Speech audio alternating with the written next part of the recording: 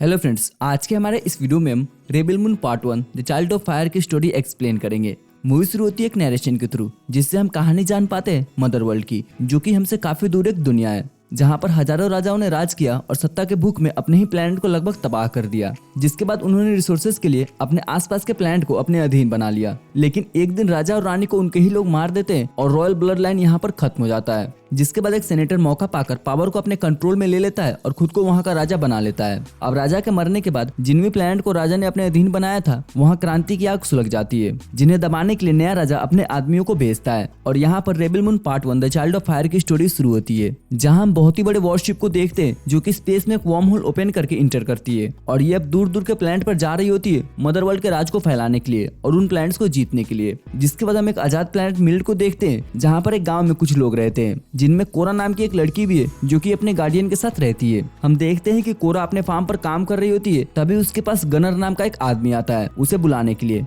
जिसके बाद सभी शाम को मीटिंग अटेंड करते हैं और हम देखते हैं कि ये सभी एक फैमिली की तरह रहते हैं। साथ ही ये सारे लोग किसान होते हैं जो कि अपने काम में काफी माहिर होते हैं। जिसके बाद उनका मुखिया सिंड्री सबको ग्रीट करता है और सब जश्न मनाने लगते हैं। इन्हीं सब में डेन नाम का एक आदमी होता है जो कि कोरा को पसंद करता है और कोरा भी उसे पसंद करती है। इसलिए कोरा के फादर उसे डेन के साथ शादी करके घर बसाने की सलाह देते हैं। साथ ही हमें यह भी पता चलता है कि कोरा उनकी बेटी नहीं है, वो उन्हें 2 साल पहले क्रैश हुए शिप पर मिली थी, जिसको वो अपने साथ ले आए थे। अगले सीन में कोरा गांव की लोकल लड़की सैम और बाकी लड़कियों के साथ खेत में फसल के लिए बीज लगा रही होती है। तभी उन्हें ऊपर आसमान में मदर वर्ल्ड की वॉरशिप दिखाई देती है, जिसे देख के वो डर जाती है और सभी को जाके अलर्ट करती है। अब वो शिप लैंड हो उससे पहले गाँव वाले आपस में बात करते हैं, जहाँ गनर कहता है कि उन्हें मदर वर्ल्ड से डरना नहीं चाहिए, बल्कि उनसे बात करके सौदा करना चाहिए और अपनी फसल बेचनी चाहिए। इससे उन्हें फायदा होगा, क्योंकि आखिरी साल उसने रेबेल के ग्रुप को अपनी फसल बेची थी, जिससे उसे काफी फायदा हुआ था। कोरा यहाँ कहती है कि वो उन पर भरोसा नहीं कर सकते, इसलिए उन्हें छुपाना होगा कि उनकी जमीन उपजाऊ है, क्योंकि वो लोग कब्जा करके गुलाम बना लेते हैं और अत्याचार करते हैं। इसके बाद हम उस शिप को लैंड होता देखते हैं, जिसमें से मदर वर्ल्ड के सैनिक बाहर निकलते हैं, जिन्हें एडमिरल नोबेल लीड कर रहा था। नोबेल सिंड्री से बात करता है और उससे उसके जमीन के बारे में पूछता है, तो सिंड्री उसे वापस जाने के लिए बहाना बनाता है कि उनका जमीन उपजाऊ नहीं है और वो सिर्फ अपने लायक ही अनाज उगा पाते हैं। लेकिन वो सिंड्री को जान से मार देता है और गाँव वालों से कहता है कि उन्हें फसल चाहिए, वो भी उनके इस्तेमाल से काफी ज्यादा।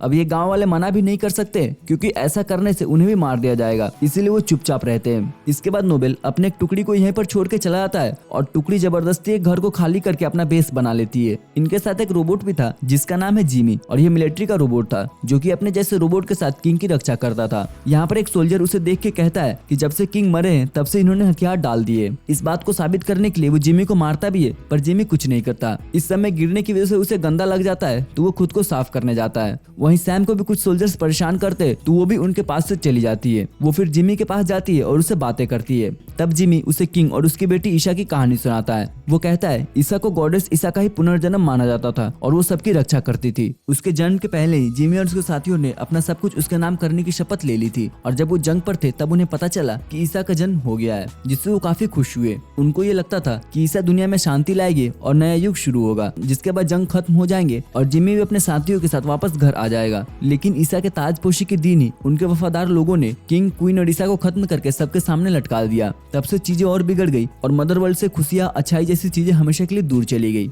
इस पर सैम उसे दिलासा दिलाती है कि ईशा कहीं न कहीं उसके दिल में जिंदा होगी। फिर वो उसे फ्लावर क्राउन भी पहनाती है, जिससे जिमी को काफी अच्छा लगता है। वही हम कोरा को देखते हैं जो अपना सामान पैक कर रही होती है यहाँ से जाने के लिए, क्योंकि वो नोबेल और उसके आदमियों का सामना नहीं करना चाह रही थी। उसके फादर उसे रोकने की कोशिश करते हैं, पर कोरा नहीं रुकती है, क्योंकि वो जानती है कि अगर वो रुकी तो वो मारी जाएगी, और अगर वो गांव वालों के साथ मिलकर लड़ने की कोशिश करेगी तो नोबेल सारे गांव वालों को मार देगा। इसीलिए कोरा नहीं रुकती है। वो जाने की तैयारी कर रही होती है, तभी वो देखती है कि सोल्जर सैम को उठा के अपने साथ ले जाते हैं और उसके साथ गलत करने की कोशिश करते हैं। इन्हीं सोल्जर में एक पार्क नाम का सोल्जर भी होता है जो उन्हें सैम के साथ गलत करने से रोकता है और बचाने की कोशिश करता है, पर वो उसे भी पीट देते हैं। उसी वक्त वहाँ पर कोरा आ जाती है और वो एक एक करके सभी को मार डालती है। लास्ट में सिर्फ लीडर बचता है जो कि सैम को पकड़ लेता है। उसी वक्त जिमी वहाँ पर आता है, तो सोल्जर उसे कोरा और पार्क को मारने के लिए कहता है, पर वो उल्टा उसी सोल्जर को शूट करके मार देता है। यहाँ हम देखते हैं कि कोरा काफी ट्रेंड फाइटर है, लेकिन हमने तो सिर्फ उसे खेती करते हुए देखा था। अब ऐसा क्यों है वो हमें आगे पता चलेगा।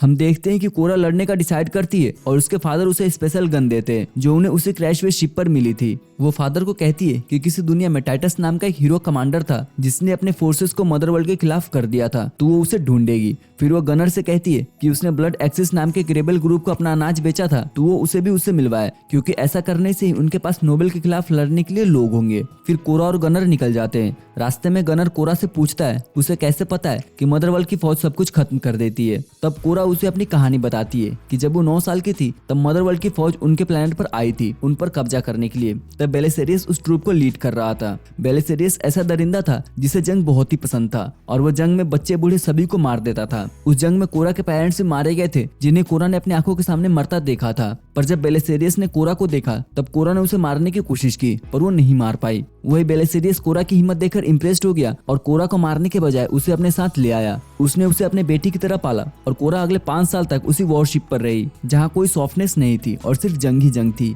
आगे चल के वो भी फौज में शामिल हो गई और बेलिसेरियस की बेटी होने की वजह से उनकी लाइफ काफी आरामदायक थी। साथ ही वो रॉयल फैमिली की काफी करीब भी थी। 18 साल की होने के बाद उसे कमांडर बना दिया जाता है और फिर वो भी अपने ट्रूप के साथ लड़ने के लिए चली जाती है, जिसमें उसने काफी सारे देशों और प्लेनेट को तबाह कर दिया, वो भी उन लोगों के लिए जिन्होंने उसके लोगों को मारा था। इसलिए वो जानती है कि नोबेल की फौज सिर्फ तबाही लाएगी। ये दोनों आगे जाके दूसरे गांव में देखते हैं कि वहाँ के बाउंटी हंटर्स जिनका नाम हॉकशॉ था, जो कि बेलिसेरियस के लिए काम करते थे, वो एक आदमी को पकड़ के अपने साथ ले जा रहे हैं, जिस आदमी को देखकर गनर कहता है जो उन्हें ब्लड एक्सिस तक पहुंचा सकता है।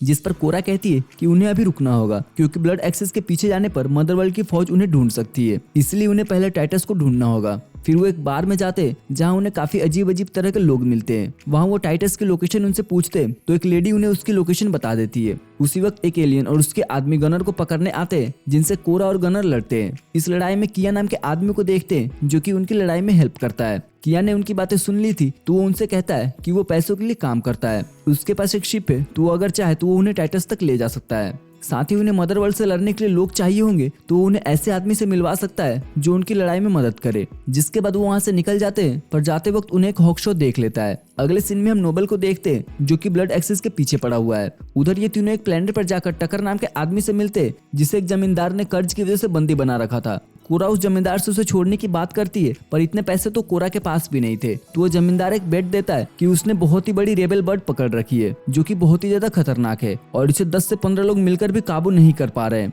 लेकिन अगर तुम में से कोई इंक्लूडिंग टैरक अगर इसे कंट्रोल कर लेगा तो वो टैरक को आजाद कर देगा। कोरा टैरक से पूछती है कि क्या वो इसे कंट्रोल कर लेगा। टैरक कहता है कि वो कोशिश करेगा क्योंकि उसके पास कोई दूसरा रास्ता नहीं था। टैरक फिर बर्ड के पास जाता है और उसे फ्री करता है, फिर उससे दूसरे लैंग्वेज में बात करता है और उसे दिलासा देता है कि वो भी उसी के जैसा है, अपने घर से दूर धोखा खाया हुआ और कैद में है। जिसके बाद बर्ड उसे अपना मानने लगता है। फिर टैरक उस बर्ड की राइड करता है जिसमें बर्ड थोड़ी मस्ती करती है और अपना कलाबाजी दिखाती है, जिससे बर्ड और टैरक दोनों खुश हो जाते हैं। फिर टैरक बर्ड के साथ वापस आता है और वो आजाद हो जाता है। वो कोरा के साथ जाने लगता है। वही उस जमींदार को लगता है कि टैरक ने बर्ड को अपना पेट बना लिया था, तो वो सोचता है कि बर्ड अब उसकी पेट भी बन जाएगी और वो बर्ड पर चढ़ने की कोशिश करता है, पर बर्ड फिर से गुस्सा होकर उसे खत्म कर देता है और ये देख के टैरक को काफी खुशी मिलती है। इसके बाद ये सभी अगले प्लेनेट पर जाते हैं जहाँ पर वो नेमेसिस से मिलते हैं जो कि काफी अच्छी तलवारबाज है और इसके पास भी उन्हें किया ही लेकर आता है। नेमेसिस के बच्चों को मदरवर्ल्ड के लोगों ने मारा था और अब तक वो बेलिसेरियस के 16 ऑफिसर्स को मार चुकी थी। हम देखते हैं कि यहाँ पर एक बड़ी सी फीमेल स्पाइडर ने एक बच्चे को पकड़ रखा है जो कि अपना रिवेंज चाहती है, क्योंकि पहले वो और उसके प्रजाति यहाँ रहते थे लेकिन बाद में यहाँ पर ह्यूमंस आ गए और उनकी आबादी बढ़ी, जिससे कि क्लाइमेट चेंज हुआ, जिसे स्पाइडर की प्रजाति सर्वाइव नहीं कर पाई और वो मारे गए, जिसमें उसके बच्चे भी थे। नेमेसिस उसे समझाती है और बच्ची को छोड़ने के लिए कहती है, पर स्पाइडर उसकी बात नहीं सुनती है तो नेमेसिस उससे लड़ना शुरू करती है। इस लड़ाई में नेमेसिस काफी इंजर्ड हो जाती है, पर वो स्पाइडर को मार के लड़की को बचा लेती है, जिसके बाद वो भी कोरा की टीम में शामिल हो जाती है। आगे कोरा गनर से बात करती है और कहती है कि वो अच्छाई के लिए अपनी जान भी दे सकती है, पर पहले वो ऐसा नहीं थी और फिर वो अपनी बैक स्टोरी बताती है। वो कहती है उसने बहुत सारे जंग जीते जिसके चर्चे मदरवर्ल्ड में होने लगे और इसके बारे में किंग को भी पता चली तो उसका प्रमोशन कर दिया गया और रॉयल फैमिली का इलाइट गार्ड बना दिया गया और इसके पीछे भी उसके फादर बेलिसेरियस का ही दिमाग था। उस समय उसे बेलिसेरियस के इरादों के बारे में नहीं पता था और वो प्रिंसेस ईसा को गाइड करती थी, जिसे ancient queen Isa the life saver का पुनर्जन्म माना जाता था, जो कि किसी को भी छू करके हील करके ठीक कर सकती थी। यहाँ तक कि कोरा ने खुद ही प्रिंसेस को मरी हुई बर्ड को जिंदा करते हुए देखा था। वही किंग का मानना था कि जब ईसा क्वीन बनेगी तो मदरवर्ल्ड में दाया जो कि सालों पहले खत्म हो गई है वो वापस आ जाएगी और एक नया युग शुरू होगा। ये सभी पोलैक्स प्लैनेट पर पहुंचते हैं जहां उन्हें टाइटस मिलता है जो कि सड़क किनारे नशे में बेकार हालत में पड़ा था और मरने का इंतजार कर रहा था। वो सभी उसे उठा के साफ करते हैं और कोरा उससे बात करती है। तो टाइटस उससे कहता है कि वो लड़ाई करना नहीं चाहता है, क्योंकि उसने जब सरेंडर किया था तब उसके सारे सैनिकों को मार दिया गया था, जिससे उसे मुक्ति नहीं मिली है और वो जीना नहीं चाहता है। कोरा उसे कहती है कि उसे मदर वर्ल्ड के खिलाफ लड़ने के लिए एक ट्रूप चाहिए, जिसके लिए एक कमांडर जरूरी होगा, और अगर उसे मुक्ति नहीं मिली है तो वो बदला ही ले ले। जिसके बाद टाइटस भी उनकी टीम में शामिल हो जाता है। अगले सीन में हम नोबेल को देखते हैं जो उस आदमी से ब्लड एक्सिस के बारे में पूछता है जिसे हॉकशॉ ने पकड़ के लाया था। वो आदमी कहता है अगर उसे माफ कर दिया जाएगा तो वो बता देगा कि ब्लड एक्सिस कहाँ पर है। नोबेल उसे वादा करता है कि उसे छोड़ दिया जाएगा। तब वो आदमी बताता है ब्लड एक्सिस भाई बहन शैन नाम के प्लेनेट पर है, जहाँ पर किंग लेविटिका ने उन्हें प्रोटेक्शन दी है। ये सब जानने के बाद नोबेल उसे खत्म कर देता है और उसके दिमाग को काट करके और इन्फॉर्मेशन निकालने के लिए बोलता है। जिसके बाद अपने एक टुकड़ी के साथ वो शॉन प्लेनेट की ओर निकल जाता है। उधर शैन पर हम कोरा को अपने टीम के साथ देखते हैं जो कि लेविटिका से मिलती है। जिसके बाद किंग उन्हें ब्लड एक्सिस से मिलवाता है, जिनसे कोरा बोलती है कि मदर वर्ल्ड की फौज गनर के प्लेनेट को खत्म करने वाली है, जो कि उन्हीं की वजह से हो रहा है, क्योंकि गनर ने जब उनसे अपना अनाज बेचा था तब इसके बारे में मदर वर्ल्ड को पता चल गया था। उस प्लेनेट पर सिर्फ किसान ही है, इसलिए उन्हें बचाना होगा। पहले तो दोनों भाई बहन मना कर देते हैं, पर बाद में भाई डेरन बोलता है कि वो लड़ने जाएगा और वो बहन डेबरा को यहीं रुकने के लिए बोलता है कि वो उसे यहीं आकर मिलेगा। फिर वो अपने लोगों से कहता है कि जो कोई भी अपने मर्जी के साथ लड़ने जाना चाहता है तो वो उसके साथ आ सकता है, और फिर कुछ लोग उसके साथ जाने के लिए तैयार हो जाते हैं। फिर ये सभी यहाँ से निकल जाते हैं और उसके कुछ ही देर के बाद वहाँ पर नोबेल आ जाता है, जो कि किंग लेविटिका के सारे लोगों को मार देता है और उसे बोलता है कि उनके वॉरशिप का नाम है किंग गेज है, जिसे उनके अच्छाई के लिए मार दिया गया था, वो भी उन्हीं लोगों के द्वारा जिन पर उन्होंने दया दिखाया था। नोबेल फिर किंग लेविटिका को मार के प्लेनेट को तबाह कर देता है और ब्लड एक्सिस को ढूंढने के लिए निकल जाता है। उधर हम किया को देखते हैं जो कोरा को बोलता है कि वो भी उनके साथ लड़ाई में शामिल होना चाहता है ताकि अपना खोया हुआ सामान वापस पा सके। उसकी बातें सुन के कोरा को खुशी मिलती है। किया आगे उसे कहता है कि लड़ाई पर जाने से पहले वो अपना कुछ सामान डिलीवर करना चाहता है। वो उन्हें उस प्लेनेट पर लेके जाता है, जहाँ जाते ही कोरा समझ जाती है कि यहाँ पर कुछ तो गड़बड़ है। उसका शक सही होता है और यहाँ पर नोबेल के लोग होते हैं जो उन्हें पकड़ लेते हैं। अब ऐसा इसलिए होता है क्योंकि किया ने पैसों के लिए उनका सौदा किया होता है। फिर नोबेल भी वहाँ पर आता है और उनकी गलतियां उन्हें याद दिलाता है। फिर वो किया को सभी को मारने के लिए कहता है और किया गनर को गन देती है और मारने के लिए बोलती है, लेकिन गनर हिम्मत दिखाता है और कोरा को फ्री करके किया को खत्म कर देता है। फिर कोरा नोबेल और उसके आदमियों से लड़ती है और गनर एक एक करके सभी को आजाद कर देता है। जिसके बाद उनके बीच लड़ाई होती है जिसमें नोबेल को लोग हारने लगते हैं, तो वो अपनी शिप को फायरिंग करने के लिए बोल देते हैं। इसमें ब्लड एक्सिस के लोग मरने लगते हैं, तो ब्लड एक्सिस अपने आदमियों को बचाने के लिए उस शिप पर जंप करके पायलट को खत्म कर देता है, पर इसमें वो भी मारा जाता है और शिप भी नीचे गिर जाती है। दूसरी तरफ कोरा नोबेल से लड़ने लगती है और हम देखते हैं कि नोबेल काफी स्ट्रॉन्ग है, पर फिर भी कोरा उसे हरा देती है और उसी की स्टिक से उसे पीट करके नीचे गिरा देती है और वो मारा जाता है। इसके बाद ये सभी आपस में बातें करते हैं कि अब इन्हें आगे क्या करना है, तो कोरा बताती है कि वॉरशिप अब वापस चली जाएगी, मतलब कुछ वक्त के लिए अब लड़ाई रुक गई है। जिसके बाद ये सभी वापस गनर के गांव में आ जाते हैं। दूसरी तरफ हम वॉरशिप को देखते हैं जो कि नोबेल के बॉडी को कलेक्ट करती है और यहाँ हमें पता चलता है कि नोबेल असल में इंसानी मशीन हाइब्रिड है, जिसके कॉन्शियसनेस को बेलिसेरियस के पास भेजा जाता है, जो कि उसे ऑर्डर देता है कि अब वो कुछ भी करके उन रेबल्स को मारे और कोरा को जिंदा वापस उसके पास लेकर आए, जिससे वो बेरहमी से मौत की सजा देगा। लेकिन अगर इस बार वो फेल हुआ तो नोबेल के सारे आदमियों को सजा मिलेगी। जिसके बाद नोबेल के बॉडी को वॉरशिप पर रिवाइव किया जाता है, जिससे वो और भी ज्यादा खतरनाक बनता है और इसी के साथ मूवी यहीं पर खत्म हो जाती है। इस मूवी की IMDb रेटिंग है 5.6। सो फ्रेंड्स, अगर आपको हमारी एक्सप्लेनेशन पसंद आई हो तो प्लीज वीडियो को लाइक कीजिएगा और अपने दोस्तों के साथ शेयर भी कीजिएगा, और ऐसे ही वीडियोस को देखने के लिए हमारे चैनल को सब्सक्राइब भी कर लीजिएगा। तो फिर मिलते हैं आपसे अगले वीडियो में, तब तक के लिए गुड बाय।